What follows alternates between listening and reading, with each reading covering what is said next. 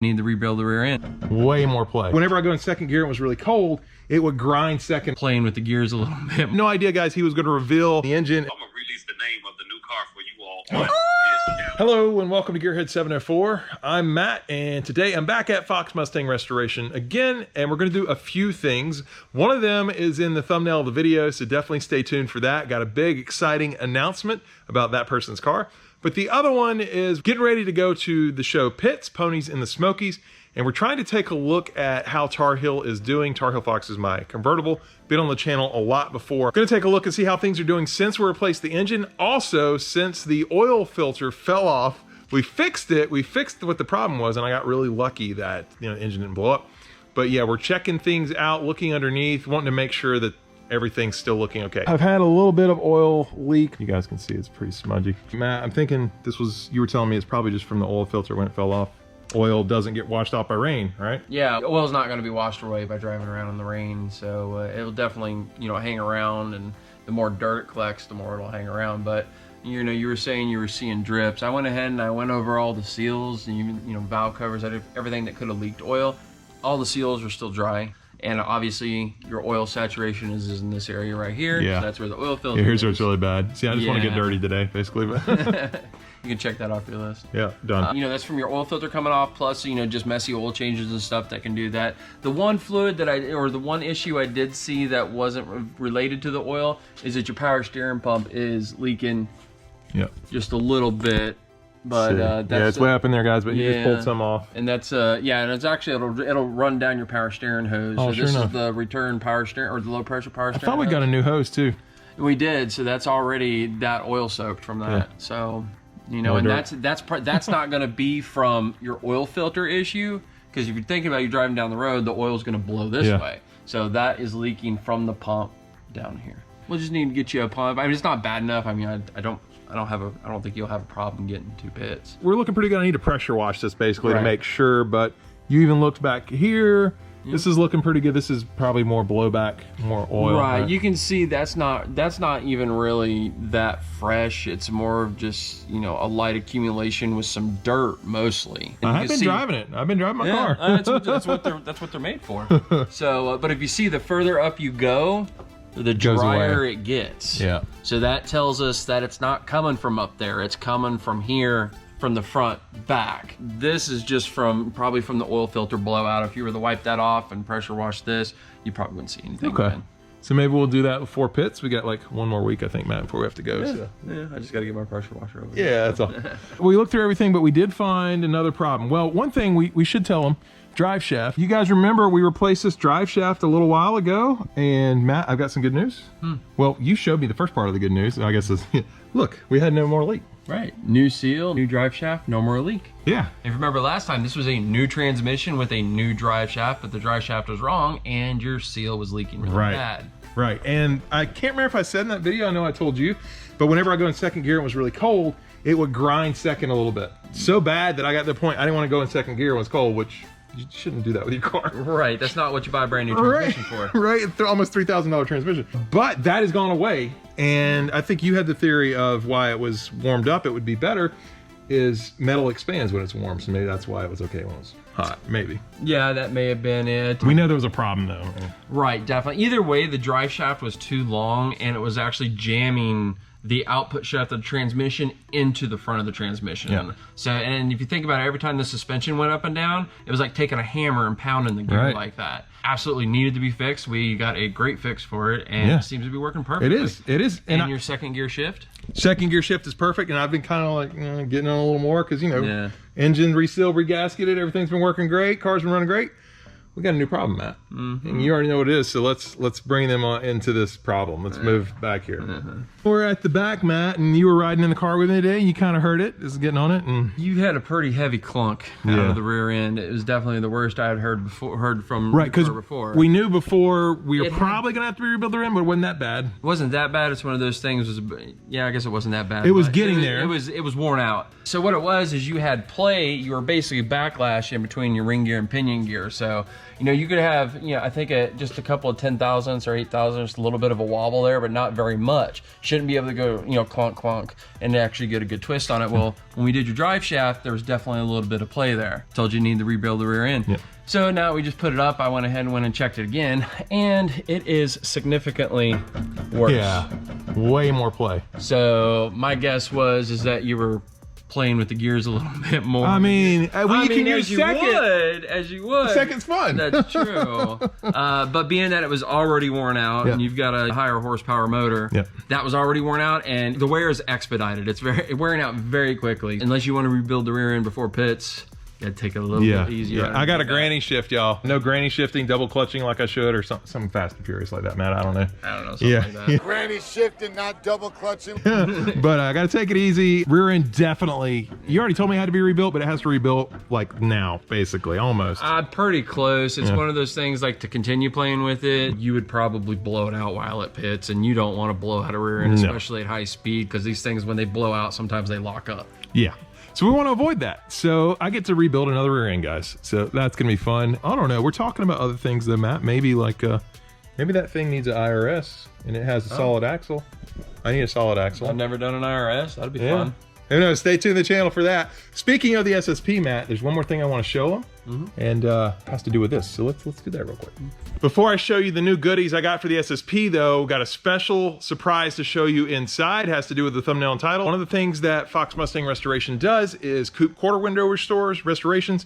And we have one that has arrived today that I think you guys might know who the window owners are. All right, and Jen's got a couple sets. Oh yeah, I guess there's the coupe, one window in each, one set. Yeah, and they're very artistically boxed. Right, look at this. Into the shape of the windows, so we knew exactly what they were when they came in. So that always helps, right? Cool. And the customer gets to choose the box that they want to use. So. Right, yeah, whatever you want to do, it's cool with us.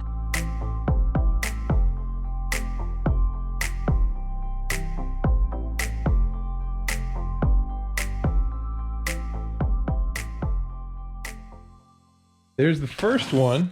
And again, I think you guys might know the car this is going on. We'll see, we'll find out here.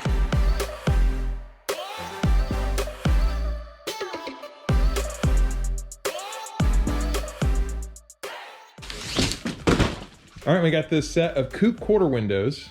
And this one looks a little more rough, but what do you generally do, Jim, when you get these in? You were telling me there's a process. Yeah, right. So when we get them in, we will inspect the glass itself to see if there are any scratches or damage. So as you can see right here, there's like this milky distortion. That is something we cannot get out of the windows, and so we always make sure that the customer knows when we receive them that this is how they looked. And there's also like a circle down here at the bottom that's the same thing. If you look on the back here, you can see that it follows this line here, and then also here. We're not exactly sure what it is, but it seems like the windows don't actually seal from the elements from the rain, and so we think that, you know, maybe it's it just leaks down into there and then kind of pools there and then deteriorates this paint here. Actually part of the glass, right? Yeah. And then another, it's not the rubber, yeah. Right, it's actually part of this is actually painted, this black part here, and so that's not something that we can fix. And then also, if there are scratches on it, if you can catch it with your fingernail, we can't get those out either, so we'll circle those with a paint pen so that the customer knows that that was there when we received it, so that when they get it back, it's still going to be there. If they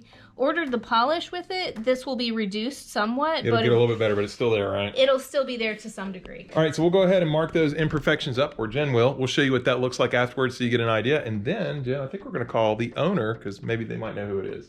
Yeah, so let's find out. Yeah, cool. Jen finished up with everything. You can see lots of circles on here. Also a little hint. If you guys know, I'm not going to tell you yet. If you know, you know.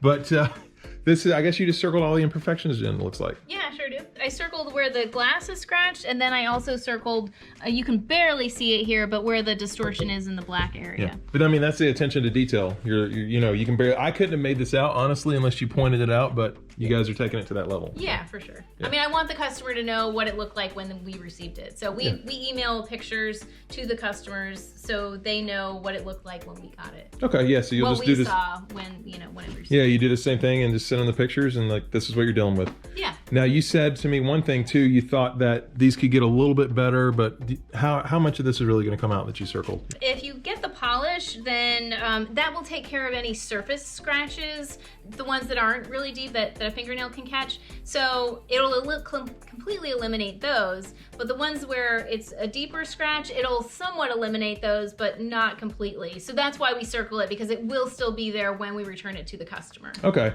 and the polish is optional if I remember correctly now, is that right? Right, it's an additional $200 that does come with an installation kit, but we do the polish once the rubber is removed, so we get all the way to the edges of the glass, which is something that you wouldn't normally be able to do. Well, yeah, do it, polish it at that time makes a lot of sense. Well, should we go ahead and call up the owner, I guess? Yeah.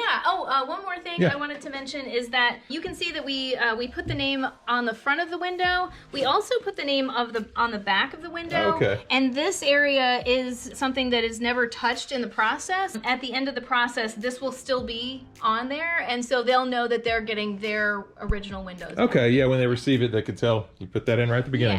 Yeah. Okay, yeah, that's cool. Because obviously, this stuff will all be gone because you get it polished and all that. Right, Yeah. exactly. Okay. This will be clean. Hey, Kenneth, how are you? What's happening? I'm Jen. Hey. Nice to meet you. Hey, what's going on? There he is. There he is. There he is. Blue Oval Media himself. Matt. Look, it's Matt. Oh my God. See, there you go. You're on YouTube channel, buddy. It's 704. I love it. This is amazing. This is amazing. We're at the world famous Fox restaurant. Oh, yeah, you're right with that. You got famous Jen. I mentioned at Foxtoberfest a couple of years ago. Oh, awesome. Yeah, so it's just good. Wow, you came a long way to go to FOXBODY. Yeah, I know. I didn't have a channel back then. So. I just had a car. I didn't have a channel. Did you bring your car from Chicago? I surely did. Oh. 12-hour drive. You drove. There you go. VIP spot. I had a VIP spot. That's awesome. And I am hoping that you all are having Foxtoberfest Yes. 21. Yes. Because, like, I have to be there for the greatest FOXBODY show of all time. Oh, And on the record, okay? thank you. We appreciate that. I agree with that. I love it because I feel like I'm just planning like a big FOXBODY party and all my FOXBODY friends are there. So it's like, it's just a great time. I've never been to an event where I saw 400 plus FOXBODYs ever in like Yeah. maybe 20. Right. Not 400, okay? Yeah. Most amazing event ever, like seriously. And I've met all of them. A lot of great people down there that's still friends to this day. So great event always. Oh, thank you. So you all have some quarter windows over Yeah. We got your windows out here. Check it out. Here, so- I'll hold it up for it. Because I was about to ask, like, which one this is for. I didn't think this was for the KSD notch. It's not, right? So here's what I was thinking though. Yeah. Like thought about possibly taking those and putting them in the notch and taking the ones in the black one and putting it in the new one. So I'm not 100% sure. Okay, so it Okay. might have a swap, maybe. Yeah, I might have a swap, but the ones that's on that black car is the KSD notch is already at like 95%. So Nice. it's just that 5%. You know, I like perfection, so that's I know you do. why the car's not running now. But that is my problem. But you know, I know that Fox Resto. I actually gave you all when I came to Foxtoberfest. I gave you a set of quarter windows. I know the quality of them. Oh, good. So you've seen them in person. Absolutely. I have Good. a set right now that I can literally reference as relates to what you all have done. And so I'm looking forward to actually seeing these repaired and done so I can get this red car going. Awesome. Yeah, very proud to have them on your Coupe, your new one. So that's very exciting. So thanks for trusting. amazing. Thanks for trusting us with your windows. I know it's in good hands, A, because I've seen Fox Resto's work. And then you got the greatest YouTube channel right Uh-oh. here. With Gear Head 704, man. I mean, You're killing me. I love watching this channel. Like, I love watching your channel, bro. Like let me make that clear. There are 5 channels that I watch, and you are in that 5. Oh, well. That's why I love watching the channel, and I'm a subscriber and a supporter, so I love it. You Oh, know, man. I'm on vacation right now, and this is how much I was waiting for this call. On vacation. You hear that guy's on vacation and we're FaceTiming here. So Awesome. Absolutely. very, very humbling, man, to hear that. Thank you very much. I appreciate what you're doing over there, dude. Here's what I'm gonna do. I'm gonna release the name of the new car for you all on his channel. Look at this inside info, the name of the car. This is how much I trust your channel. Yep. I'm gonna say this live to everybody. All right. My channel. The new 91 Strawberry Fox is going to be called Project GodFox, the Demon Killer. Wow. You heard it right here. Gearhead 704, Project GodFox, the Demon Killer. That's awesome. And the reason we're calling it Project GodFox is because it's gonna have the 7.3 Godzilla motor in it. Hey. That's why. New age push rod. Yeah, yeah. I know, right? I know. I'm breaking all the rules. I'm breaking all the rules. We love it. We gotta do it, man. I will see you in a couple Yes, yeah, Pitts. They're gonna be there at Pitts. Yep. Yeah, you're coming to that. Hell yeah, we'll be there. Oh, it's another party. You all heard it first on Gearhead 704. Project GodFox, the demon. I'm coming after you, Dodge guys. The Demon Killer. So Project GodFox, right? Yeah. Yep. And he calls it the Demon Slayer. The Demon Killer. The Demon Killer. All right. Slaying all Hellcats. Something like that.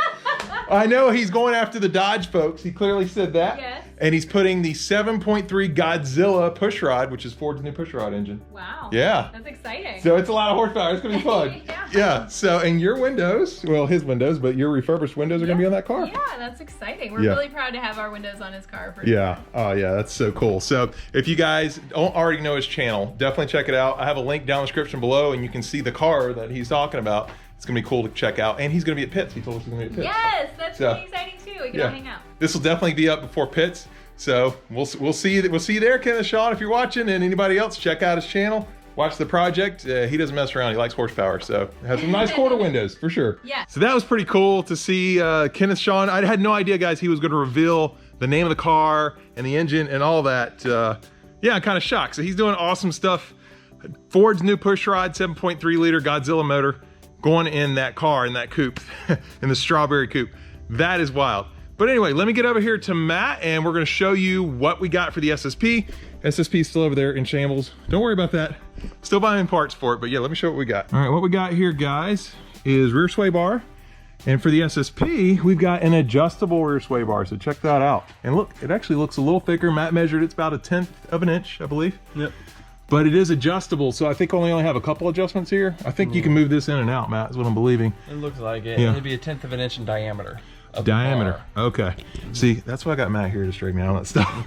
But yeah, so this is not going on Tar Heel, just to be clear, but I want to give you guys an idea of the difference it'll look like. It looks a little bigger, not a lot bigger, but the adjustability is cool. Reminder, you can get your Not Just a Mustang, it's a FOXBODY shirt, foxresto.com. Thanks for plugging that for me, Matt. But yeah, we got another one, 1/10 of an inch bigger as well. Yep. Can you just stop talking so I can hold this up? All It's right. heavy. Yeah, it is heavy, isn't it?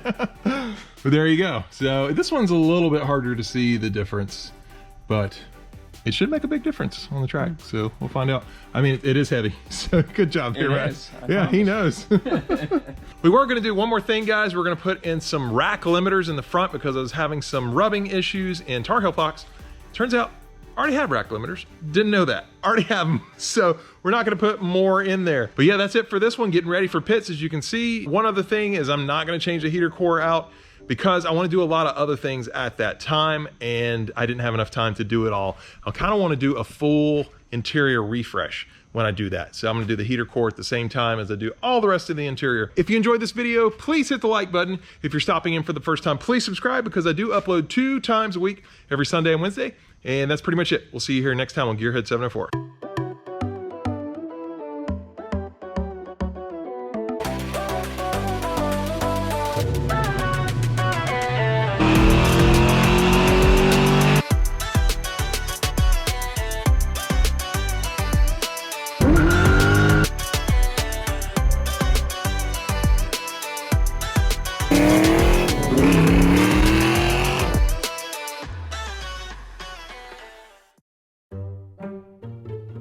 Cool. Yeah.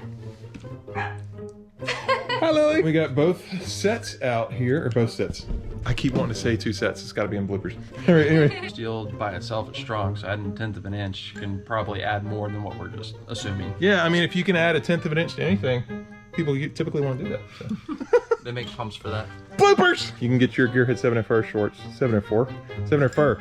Matt, you can get your 704 shirts. We're killers around here. They're gonna come after us. Fur. No, anyway. We are the best. Better than the rest. The best. No, sorry. Crazy day here, guys. All right. What was I gonna say?